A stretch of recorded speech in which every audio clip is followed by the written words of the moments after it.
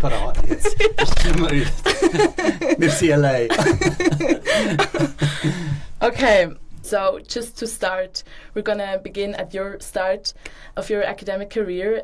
What originally sparked your interest in language? Okay. So I wrote a piece recently which kind of was a sort of autobiographical reflection for a big edited volume on multilingualism, and I've always understood myself to be completely monolingual and completely useless at languages, which is actually not the case at all. And over the years, I've learned lots of different things.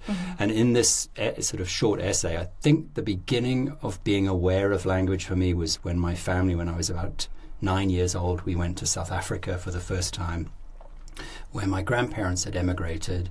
And it was the first time that I had to learn Afrikaans, and the first time I was actually really exposed to a range of different languages, but actually having to learn one for myself for the first time. And I think that was my early sense of becoming aware of language in a particular way. Otherwise, it's just something you swim in all the time. But this was a moment of outsiderness with language, and that really brought my attention to it. Academically, it comes through a different kind of track, and that was my first year of university, where I was going to do physics and psychology, and then I looked at my timetable on the first day and I realized that physics was taking up like a 9 to 5 schedule. So literally on that day I thought, let me look and see what my friend is doing. Oh, social science. And he was taking this class called language and communication. I said, oh, what's this? And he said, oh, this apparently is a really easy class. So I said, that's me, I'm taking that class.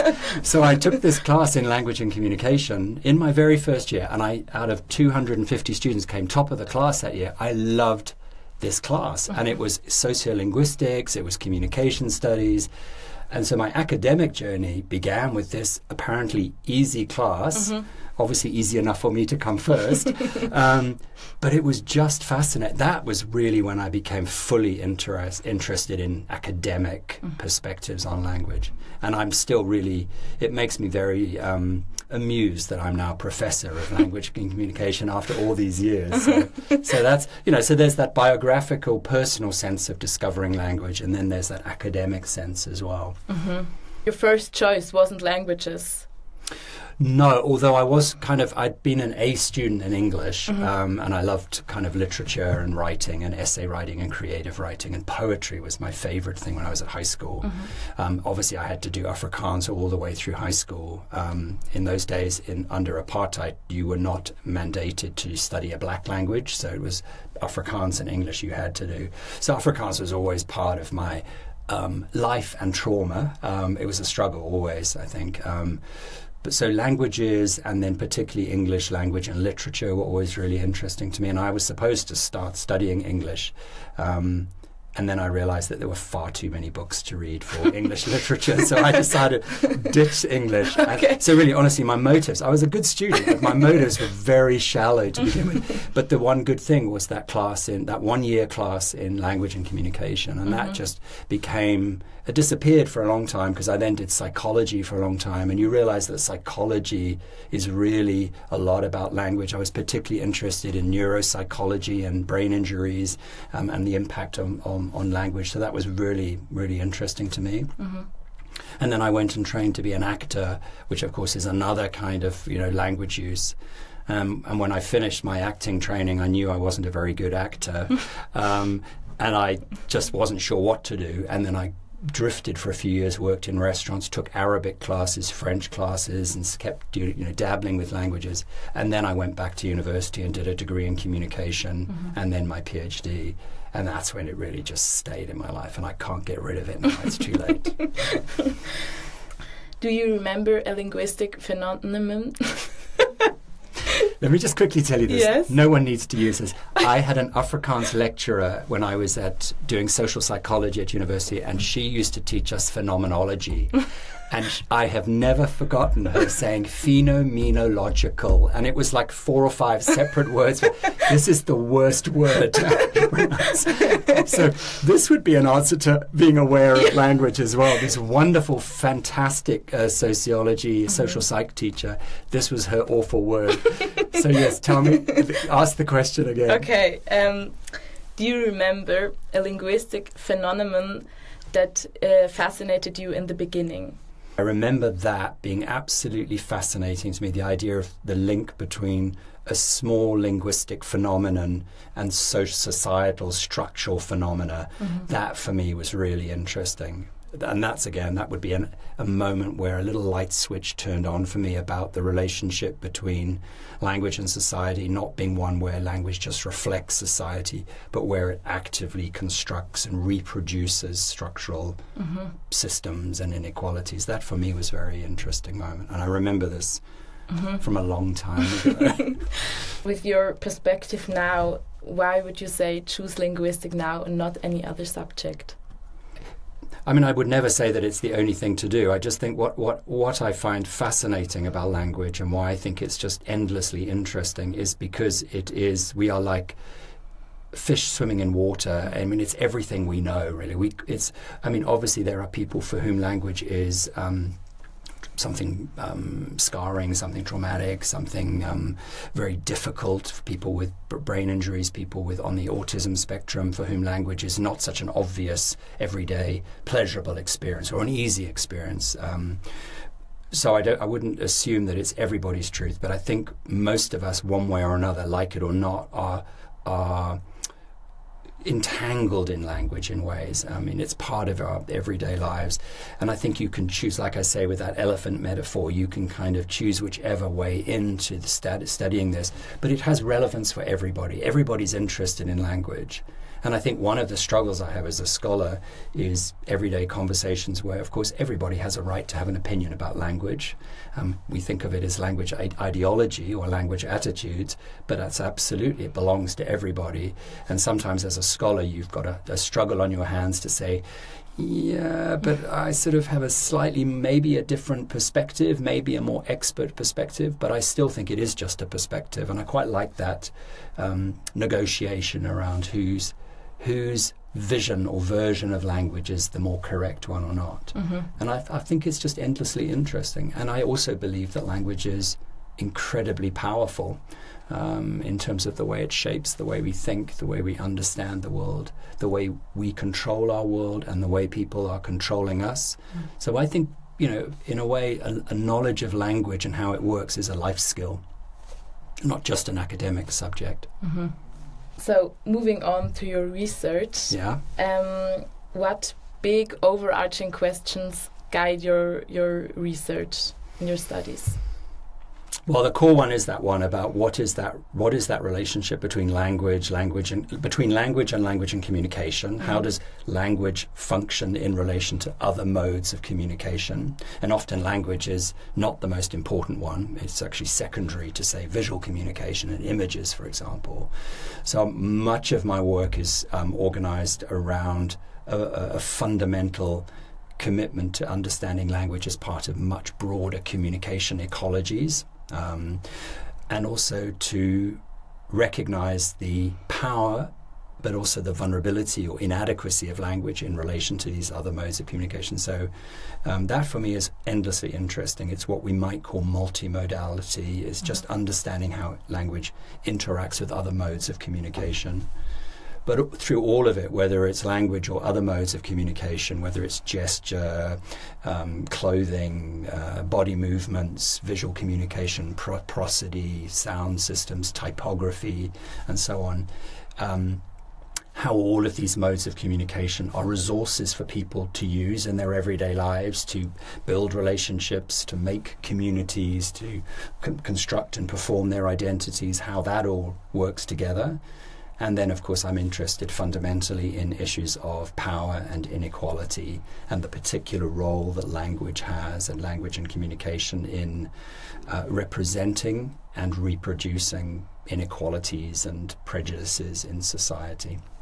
Is there anything else that you would like to change in the field of linguistics? I think all of us have a responsibility to keep questioning what impact our work is having in the world.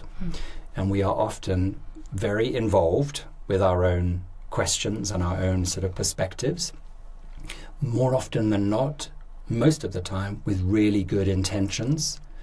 But I think behoves all of us just to keep thinking, what does this information, this knowledge that I'm generating, how does it circulate in the world? Often the reality for academics is our work doesn't circulate very far because no one reads our work except other academics.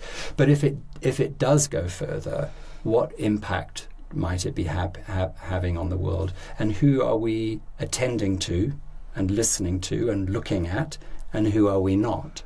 And I think for me that's really important, to be constantly saying, who else haven't we heard from yet? And why haven't we heard from them? Is that just because I'm very deliberately or accidentally studying just people like me, sort of middle-class, white, affluent people in Europe?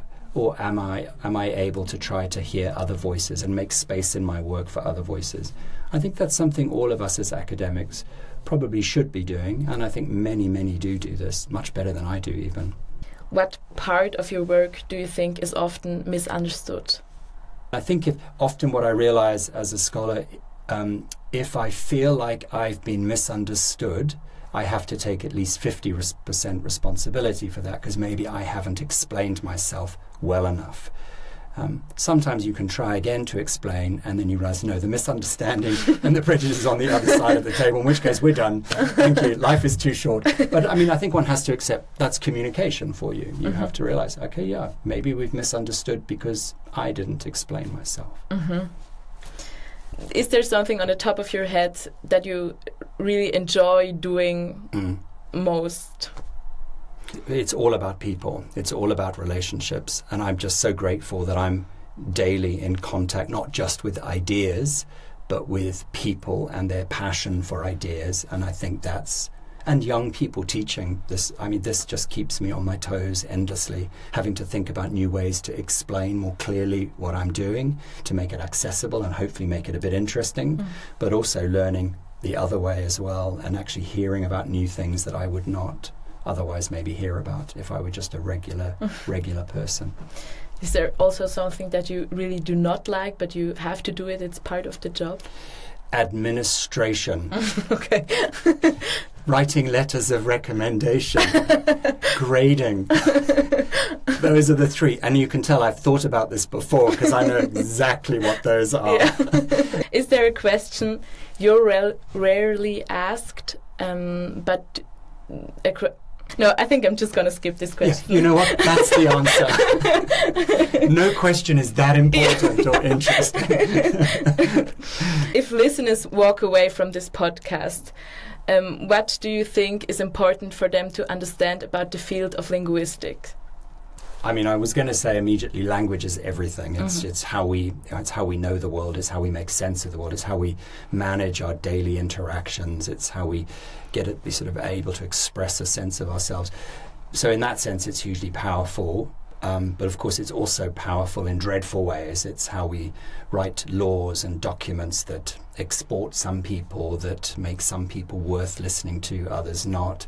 So it's a site of power, but also, for good and for bad. But I find this really, really endlessly interesting. And I think language allows you to begin to understand how that works, but also how it helps you just make sense of your own life in terms of, why did we have this conversation like this? Why is that advertisement speaking to me like that? How is that working on me? Especially people who are in positions of power using language to control us and to persuade us to do things, which may be good, may not be good. And I think this is why I think language is worth studying, because it's working for us and against us every day of our lives. And I think it's quite important to understand that. We've talked about language this whole time, but I think it really is difficult to imagine what language actually is, as someone who never studied it in the field of linguistics, that it isn't just the words we see on paper. Could you maybe elaborate a bit on that? I think that's the problem, is that we very quickly think about language as words on a page, And actually, that's a very artificial and artificially constructed way of representing the thing that you and I are doing now. But even that's not language straightforwardly, not just about words and sound systems. It's clearly not just about English, right? That's just one tiny drop in a pond. Yeah, a big drop, but it's really just not how millions and millions of people are even using language on a daily basis. So we kind of begin to realize that there's more to it. And I think as a semiotician, as a sort of social semiotics scholar, I think language is just a meaning-making resource, like my T-shirt, like your earrings. We're just using all sorts, like our haircuts, our gestures. We're using all sorts of ways of communicating with each other, making meaning. And language is a very powerful, influential meaning-making system. It is not the only one, but it's all about that. It's just a creative resource that we use to make meaning. And I think that's a little bit of the way to think about language. I think that's a really good note to end on. Or is there anything else you'd like to add? No. I think all I would say is it's a tremendous privilege and a pleasure to talk to you, to hear your questions, which are very generously giving me a chance to think about things that actually I don't think about very often, because most of us are just living our lives, doing our work. Yeah. So thank you for this luxurious opportunity. No, thank you for your time. I really enjoyed it. Thank you. Thank you. 1, 2